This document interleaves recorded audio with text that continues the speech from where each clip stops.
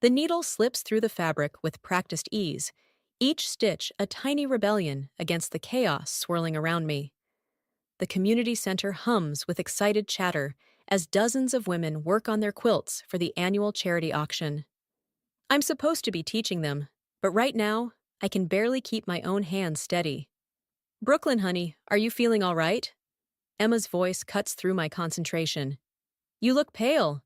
I force a smile, though the fluorescent lights above seem to spin. I'm fine. Just need some water. That's when I hear his voice, Michael, cutting through the background noise like a knife. He's not supposed to be here. This is my sanctuary, my escape. But there he stands in his perfectly pressed suit, phone in hand, talking loudly enough for everyone to hear. No, no, you don't understand. I never loved her. It was always about maintaining appearances. The whole marriage was a facade. The room goes quiet. Every head turns. The quilt slips from my fingers as my world narrows to a pinpoint. I try to stand, but my legs won't cooperate. The floor rushes up to meet me. Someone help her! Emma calls out. But Michael just laughs. That hollow, cruel sound I've grown to hate. Classic Brooklyn, always with the dramatics. This is exactly why I couldn't stay. Everything's always about her. I'm Brooklyn, and this is the moment my life shatters into 1,000 tiny pieces, like shards of broken glass scattered across the community center floor. Through the fog of humiliation, I hear gasps and whispers. Feel hands helping me up. See concerned faces swimming in and out of focus. But all I can focus on is Michael, standing there with that smirk I once found charming. You didn't have to do this here, I managed to say, my voice barely above a whisper. Where else would I find you? You're always at these pathetic little sewing circles. He waves his hand dismissively at the half-finished quilts. Playing teacher to a bunch of housewives when you could have been something more. I tried to help you aim higher, but you never listened. Rachel, my best friend, steps between us. Get out, Michael. You've done enough damage. Damage! He laughs again. I've done her a favor. Now she can stop pretending she's happy playing small-town craftsman. Maybe she'll finally grow up. The room spins again, but this time it's not from weakness. It's rage. Pure, molten rage that burns through the shock and hurt. I grab the edge of the table, steadying myself. You want to talk about pretending? My voice comes out stronger than I expect. How about pretending to be a decent human being for the past 8 years? He steps closer, lowering his voice. Don't make this uglier than it needs to be. I've already arranged to sell the house. Your things will be packed and moved to your parents by Friday. You what? The words hit like physical blows. That's our house. You can't. Actually, I can. Check the paperwork, sweetheart. It's all perfectly legal. Emma appears at my side with a glass of water, but I wave it away. The room has stopped spinning. Everything is crystal clear now. This isn't over, I tell him. His smile doesn't reach his eyes. It was over long before today. I just finally had the courage to admit it. He turns to leave, then pauses. Oh, and Brooklyn? Don't bother trying to contest anything. My lawyers are better than any you could afford on a sewing teacher's salary. As he walks out, leaving stunned silence in his wake, something inside me shifts. The hurt is still there, but underneath it, something darker takes root. Something that whispers of justice and vengeance. I look around at the unfinished quilts, each one representing hours of careful planning and precise execution. Maybe it's time to apply those same skills to something besides sewing. After all, Michael always did underestimate what I could accomplish when I put my mind to it. Rachel squeezes my shoulder.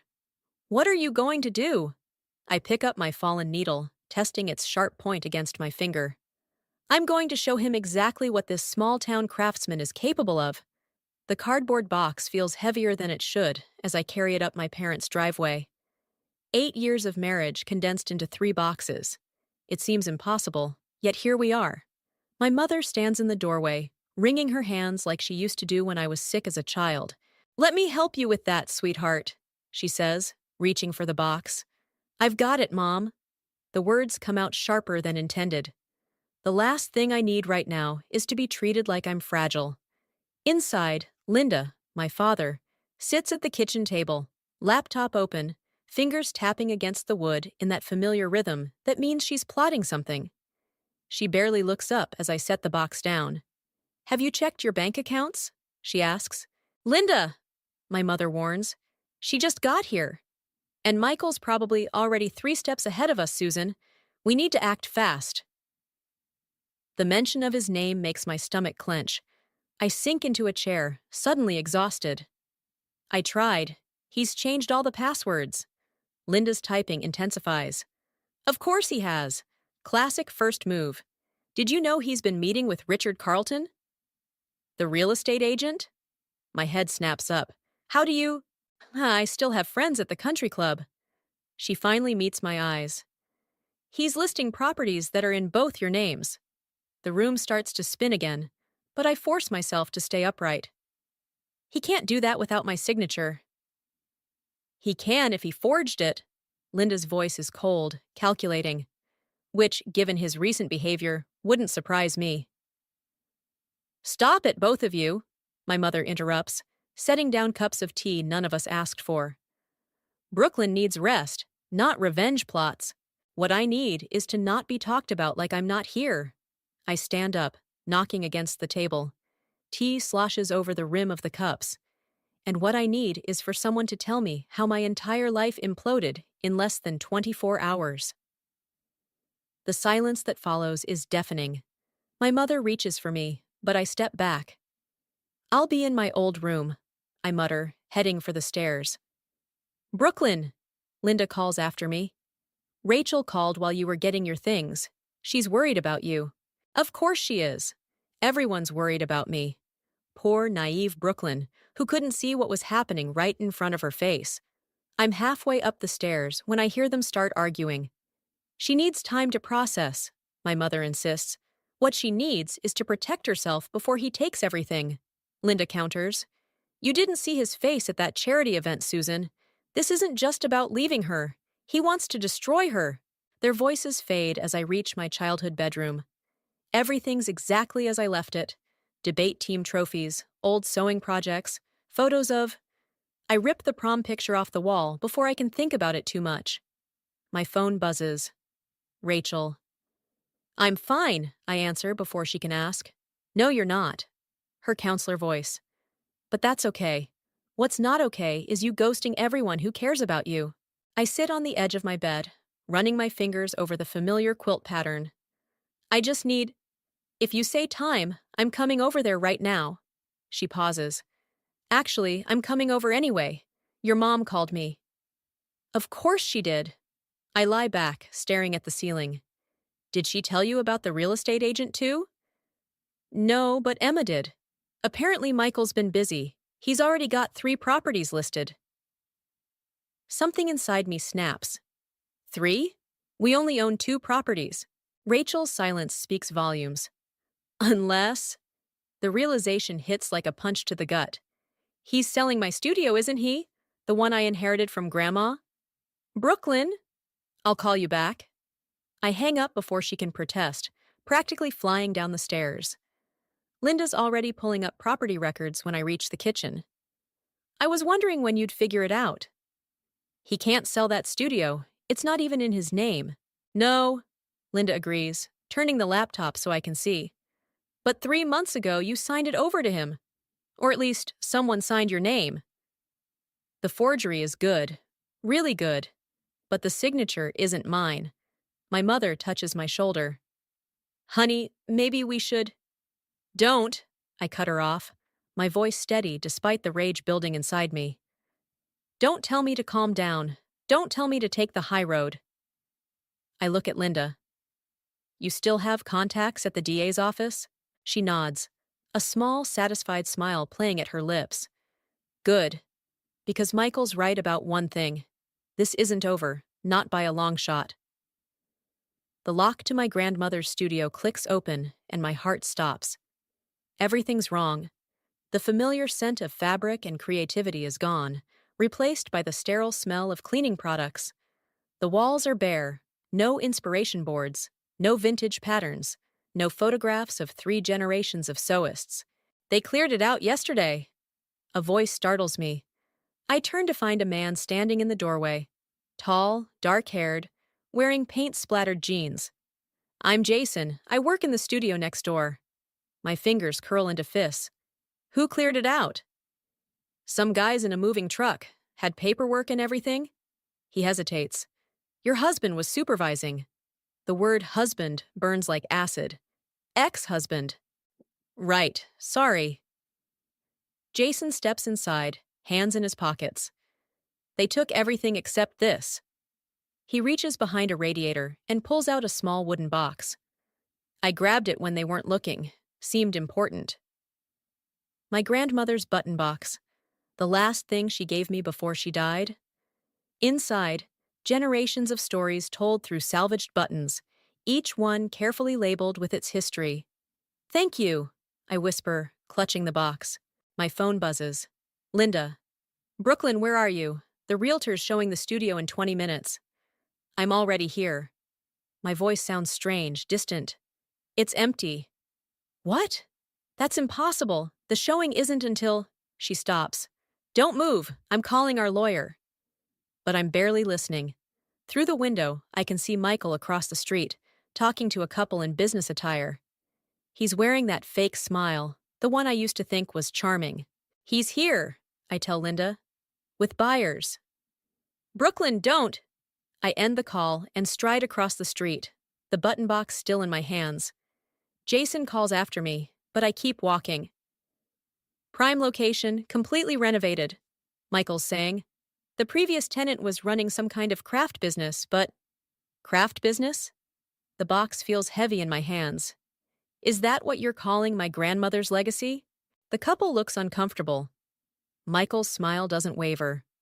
Brooklyn, this is a private showing. Private? Like how you privately forged my signature? Or how you privately cleared out 30 years of family history? Maybe we should come back another time, the woman suggests. No need. Michael's voice hardens. My wife is just having trouble accepting reality. Ex-wife, I correct him. And reality is that you're trying to sell property you don't own. Check the paperwork. He pulls out a folder. Everything's legal. Including this? I open the button box and pull out a small envelope. Grandma's original deed, naming me as sole owner, the one you couldn't find to forge. His smile slips just for a second. The couple exchanges glances. We'll be in touch, the man says quickly, and they hurry away. Michael waits until they're gone before his facade cracks. You're making a mistake. No, your mistake was thinking I'd just roll over and let you take everything. Everything? He laughs, but it's ugly. You want to talk about taking? How about 8 years of my life, playing along with your small-town dreams when I could have been something more? You could have left any time. And walk away with nothing? He steps closer. I earned this. Every fake smile at your silly sewing circles, every mind-numbing dinner with your parents, every moment pretending your pathetic little ambitions were enough. I earned this studio. Jason appears beside me. Everything okay here? Michael's eyes narrow. Mind your own business. The studio is my business, Jason says calmly, since I'm buying it. I turn to him, startled. Michael laughs again. Nice try, but it's already sold. Actually, Jason pulls out his phone, I just got confirmation from the bank. The sale's been blocked pending investigation of fraudulent documentation. Michael's face goes white. You... Also, Jason continues, I have security footage of yesterday's moving crew. Interesting timing, clearing out a property before it's legally sold. My phone buzzes again. Linda, probably with the lawyer. But for the first time since this nightmare began, I feel steady. You should go, Michael. My voice is quiet but firm. And whatever scheme you're running, whatever you think you're entitled to, it ends now. He opens his mouth, closes it. For a moment, I see something flicker in his eyes. Fear, maybe. Then he turns and walks away, his expensive shoes clicking against the pavement. Thank you, I tell Jason, for the button box, and don't thank me yet.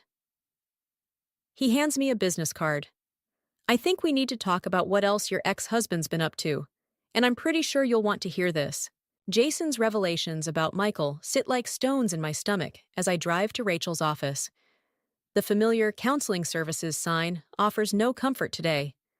Through the window, I can see her with a client, the same steady, compassionate presence she's always been. I check my phone again.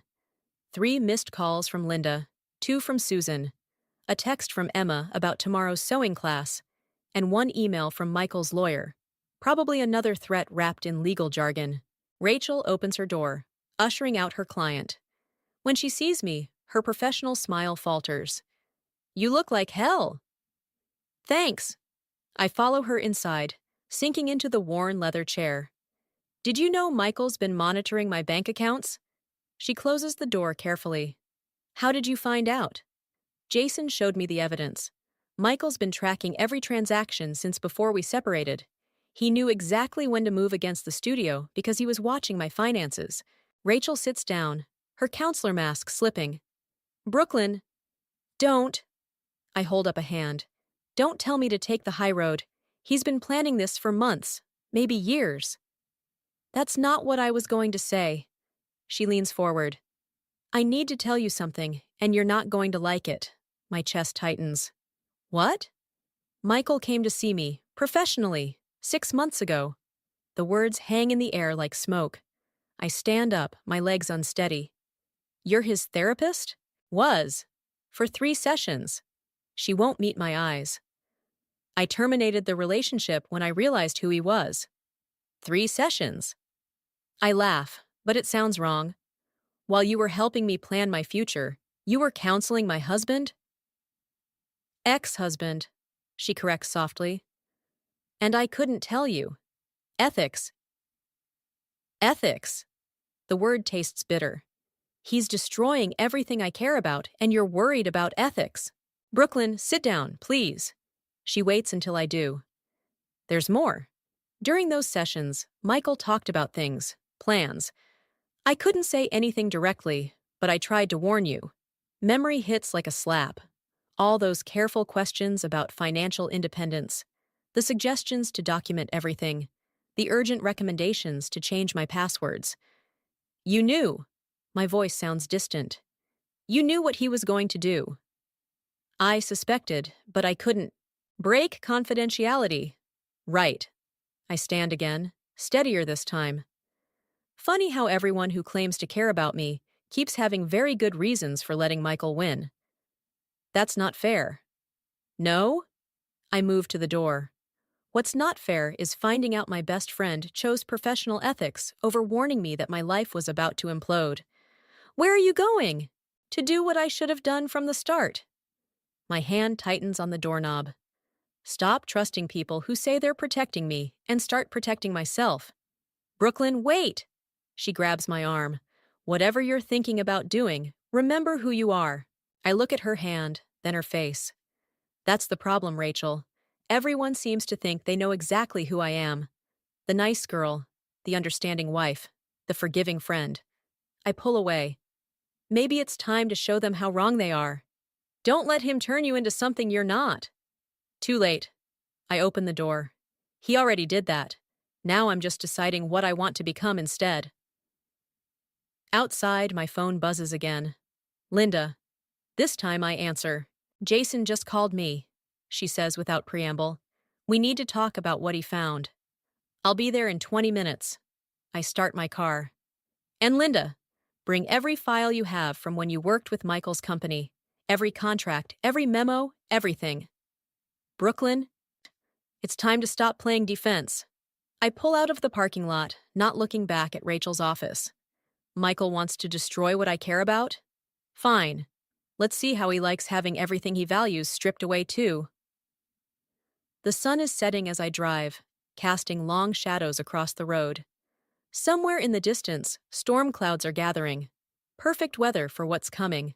Because Michael was right about one thing.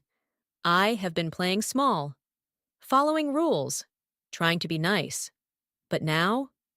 Now I'm ready to show him exactly what happens when you back someone into a corner and expect them to break. Time to start weaving a different kind of pattern, one stitch at a time. Linda spreads the files across her dining room table like she's dealing cards for a high-stakes game. Each document represents another piece of Michael's carefully constructed facade, and with every page I turn, my anger burns colder, more focused. He didn't just monitor your accounts, Linda says, tapping a spreadsheet. He was systematically moving money through shell companies for months. I pick up another document, recognizing Michael's signature. Using my studio as collateral. On the house. Jason leans against the doorframe, arms crossed. But that's not the interesting part. What is? He pulls out his phone, showing me an email chain. These companies? They all trace back to Richard Carlton. The real estate agent? My hands clench around the paper I'm holding. He's been working with Michael this whole time? Better? Jason's smile is sharp. He's Michael's silent partner in a development project. They're buying up properties all over town, including your grandmother's building. The pieces click together like a perfect seam. They're planning to demolish the historic district. Linda's typing furiously on her laptop. That would destroy half the local businesses, including Emma's shop. My voice sounds strange, even to me. And the community center. Brooklyn. Susan appears in the doorway, concern etched on her face. Your sewing class is starting in 20 minutes. I'd forgotten. Tuesday night beginners class, where I teach people how to create something beautiful from scattered pieces. The irony isn't lost on me. Cancel it, Linda suggests, not looking up from her screen. No. I gather my things, an idea taking shape. That's exactly where I need to be. Jason raises an eyebrow. You're going to teach a sewing class now? I'm going to start pulling threads. I check my phone. 3 messages from Emma about tonight's attendance. Most of my students are connected to the historic district somehow, and they all love to talk. Understanding dawns on Linda's face. Information gathering. More than that. I shoulder my bag. Michael and Richard think they're so clever, buying up properties in secret. But they forgot something important. What's that? In a small town, reputation is everything. I head for the door, then pause. Mom, can you call Rachel? Tell her I need her to stop by the class tonight. After what she did? Susan frowns. Because of what she did. My smile feels dangerous. She wants to make things right. This is her chance. The community center is buzzing when I arrive. Emma meets me at the door, talking fast about missing supplies and changed schedules, but I barely hear her. I'm watching the women setting up their machines, sharing gossip and laughs, completely unaware that their businesses, their community, is about to be bulldozed. Ladies! I call out, and the room quiets. Change of plans tonight. Instead of starting that quilt pattern, I want to tell you a story about greed and betrayal, and 2 men who think they can destroy our town without anyone noticing. Rachel slips in the back door as I begin speaking. Her counselor mask is gone, replaced by something harder, more determined. She catches my eye and nods once. Message received. By the time I finish talking, the room is silent except for the hum of tension.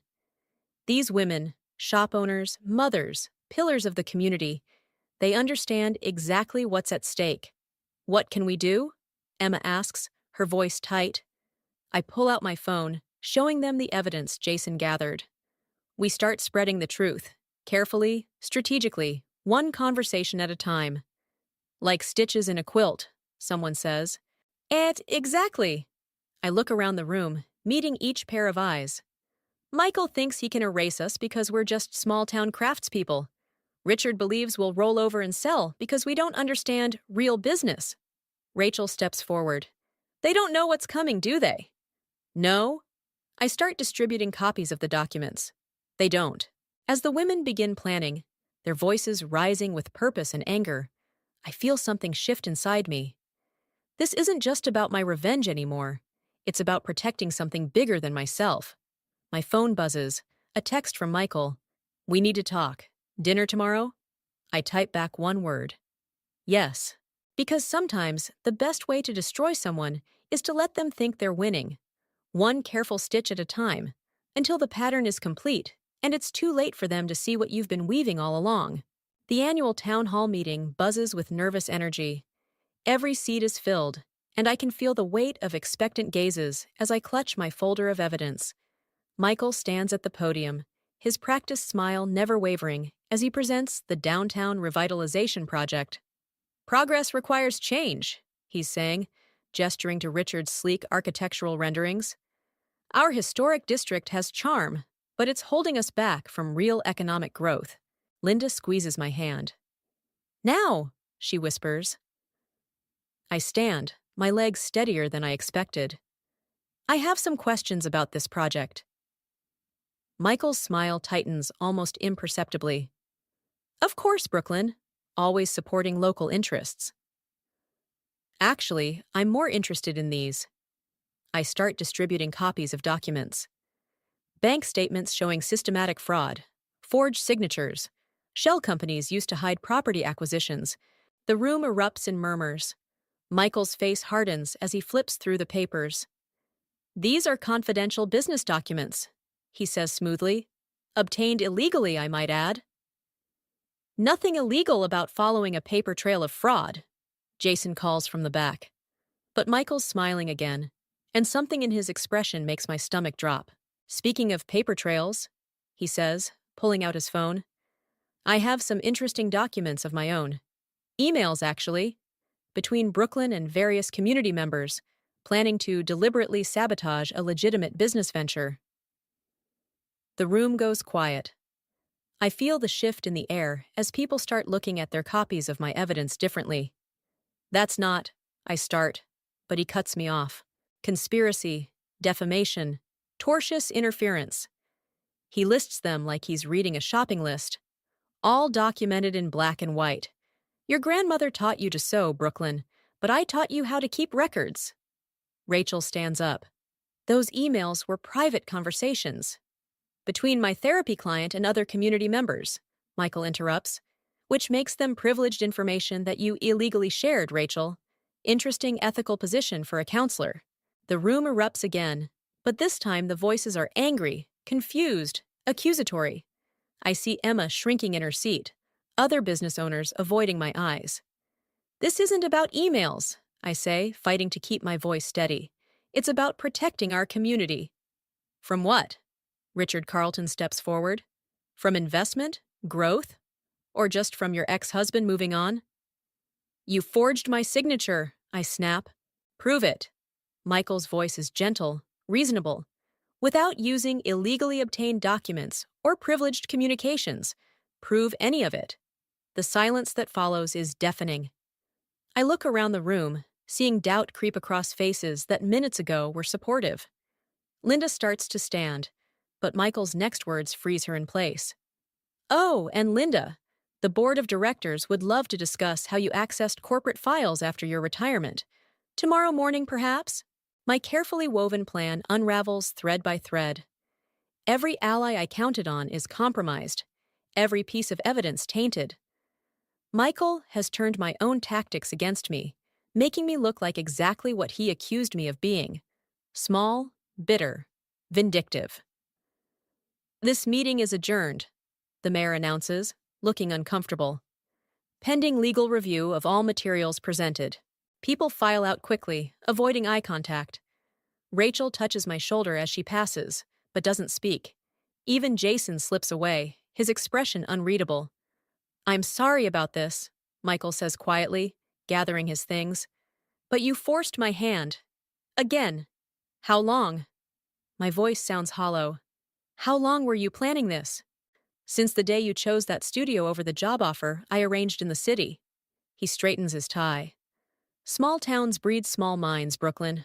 I tried to help you think bigger. By destroying everything I care about? By showing you what real power looks like. He steps closer, his voice for my ears only. Did you really think your little sewing circle could outmaneuver me? That your community would choose you over progress? I stand there, surrounded by scattered papers and abandoned chairs, watching everything I thought I knew about strength and justice crumble around me. The historic district, my grandmother's legacy, my own reputation, all hanging by threads I can't seem to gather. The demolition starts next week, Michael says from the doorway. You might want to find a new hobby. I hear knitting is therapeutic. The door closes behind him, leaving me alone with the echoes of my failed revenge and one haunting question. What happens when the weapon you choose to fight with becomes the very thing that destroys you? The demolition crew arrives at dawn. I watch from across the street as they set up barriers around my grandmother's studio, their yellow vests bright against the gray morning. Michael stands with Richard, checking something on a tablet, looking more exhausted than triumphant. I grip my coffee cup tighter, remembering Rachel's last text. He's been in therapy for months. Severe anxiety disorder. It might explain things. The cup trembles. I set it down. A small crowd gathers as the crew starts removing windows. Emma appears beside me, then Linda, then others from my sewing class. No one speaks. We just watch as they strip away decades of memories, piece by piece. Quite a turnout, Michael says, suddenly behind me. Come to witness progress? I turn. The shadows under his eyes are deeper than yesterday, his usual polish cracking at the edges. Why didn't you tell me? Tell you what? About the anxiety, the therapy. His face hardens. Rachel had no right. No, she didn't. Just like you had no right to forge my signature or steal my inheritance. I didn't steal anything. His voice rises slightly. I saved you from yourself, from this. He gestures at the building. This obsession with living small. A crash makes us both jump. The first wall starts coming down. You know what's funny? I keep my voice steady. I actually thought I was the weak one. That you were somehow stronger, smarter, better at life than me. Brooklyn. But strong people don't need to destroy others to feel powerful, do they? His laugh sounds hollow. Says the woman who tried to destroy me at the town hall? No. I step closer. I tried to expose the truth. You're the one who made it about destruction. Another crash. More of the wall crumbles. The truth? He runs a hand through his disheveled hair. The truth is, I couldn't breathe in this town. Every day watching you play house with your little sewing circles, pretending it was enough. It was enough for me. It was killing me. The words explode from him. The crowd stirs, watching. The panic attack started 3 years ago. Every morning, waking up knowing I'd waste another day in this cage you called home. The demolition pauses. Even the workers are watching now. You could have talked to me, I say softly. Like you talked to me? Before turning our private life into community gossip? That's different. Is it? His voice cracks. You wanted revenge because I hurt you. I wanted freedom because this place was suffocating me. Tell me, Brooklyn, which of us is really the villain here? The question hangs in the air like dust from the demolition. I look at the half-destroyed studio, then at the crowd. Linda's fierce protectiveness, Emma's quiet strength, even Rachel's complicated loyalty. All the threads that make up a life I chose, not settled for. Neither of us, I finally say. Or maybe both of us. But this? I gesture at the demolition. This isn't freedom, Michael. It's just another cage you're building for yourself. He stares at me for a long moment. Something shifts in his expression. Recognition, maybe, or resignation. Stop the demolition, he calls out suddenly. Richard steps forward. Michael, the permits! I said stop. His composure cracks completely. All of it. The development, the sales, everything. I can't do this anymore. The workers power down their equipment. The silence feels deafening. It won't fix anything, I tell him quietly. No. He looks at me with eyes I barely recognize. Vulnerable, almost afraid. But maybe that's not the point anymore. As the crowd disperses and the workers pack up, I stand in front of my grandmother's damaged studio. The wall can be rebuilt, but some things, trust, innocence, simple certainties, will stay broken. Michael pauses before leaving. I really did love you, you know. just not enough to become small. And I loved you, I reply, just not enough to become something I'm not. He nods once and walks away. I watch him go, feeling neither victory nor defeat, just the weight of understanding that sometimes the greatest act of revenge is choosing not to take it at all. Behind me, Emma touches my shoulder. What now? I look at the studio, its broken wall like an open wound, but also like a window to something new. Now, I say, we rebuild, but differently this time. The renovated studio smells of fresh paint and possibility. Sunlight streams through new windows, catching dust motes that dance like scattered memories. I run my hand along the workbench my grandmother installed decades ago, the only piece we managed to save from the demolition. The contractor says we can open next week, Emma says, setting down a box of supplies, though I still think Phoenix Studio is a bit on the nose. Sometimes obvious is good. I straighten a framed photograph. The original studio on opening day. 3 generations of women standing proud. Speaking of obvious, have you seen Jason lately? Emma's expression tightens. Not since he tried to buy the building out from under us. Funny how he disappeared once his development plans fell through. Not funny, strategic. I check my phone. Another missed call from Rachel. Some people are only interested in broken things they can profit from. The bell above the door chimes. Linda enters, carrying familiar papers. The final transfer documents, she says, laying them on the workbench. Once you sign, the studio's officially yours again. No partners, no strings. I pick up the pen, then pause. Have you heard from Michael? He's in Seattle. Linda's voice is carefully neutral. Started therapy again, apparently. The pen feels heavy in my hand. I think about Michael's last words about becoming small, about the way revenge can shrink your world even when you think you're fighting to expand it. Brooklyn? Emma touches my arm. The afternoon class is waiting. I look through the interior window to the classroom space. Women of all ages are setting up their machines, chatting, sharing stories. Not just a sewing circle anymore, but a business incubator program. My grandmother's legacy reimagined. 1 minute, I tell her. I sign the papers quickly, then reach for my grandmother's button box. Inside, nestled among generations of salvaged buttons, lies a small key. What's that for? Linda asks. The future. I hand her the box. Would you add these to the memory wall? All except this one. I hold up a pearl button, slightly cracked but still beautiful. This one goes back to its owner. The afternoon sun is warm as I walk the familiar path to Rachel's office. She opens the door before I knock, surprise flickering across her face. I was just about to call again, she says. I know. I hold out the button. Remember this? From your wedding dress fitting? She takes it, recognition softening her features. The one that popped off. You said you'd fix it, but then everything fell apart. I step back. Some things can't be fixed, Rachel, but they can be remembered, honored, and then let go. Understanding passes between us, years of friendship distilled into a single moment. The studio reopening, she says. Should I? Come, don't come. It's your choice. I turn to leave. Just like it's my choice to stop letting broken things define me. Back at the studio, the class is in full swing. Emma's teaching a new technique, her voice confident and clear. Linda and Susan sit in the back, working on a joint project for the first time in years.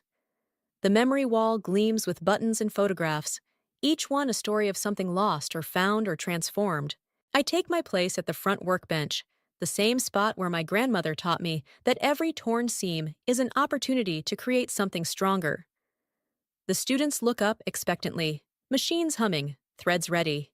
Today, I tell them, we're going to learn about reconstruction, about taking something damaged and making it not just whole again, but different. Better. A new student raises her hand. What if we make a mistake? I think about Michael, about Jason, about all the tangled threads of revenge and redemption that led me here. About how sometimes the strongest patterns emerge from unexpected breaks in the design. In sewing, like in life, I say, threading my needle, there are no mistakes, only alterations that show us who we really are. The late afternoon light catches the memory wall, making the buttons shimmer like stars, each one a small, imperfect circle, like the path I took to get here, like the journey from vengeance to understanding, like the endless cycle of breaking and mending that makes up a life. I begin to sew, adding my own stitch to the endless pattern.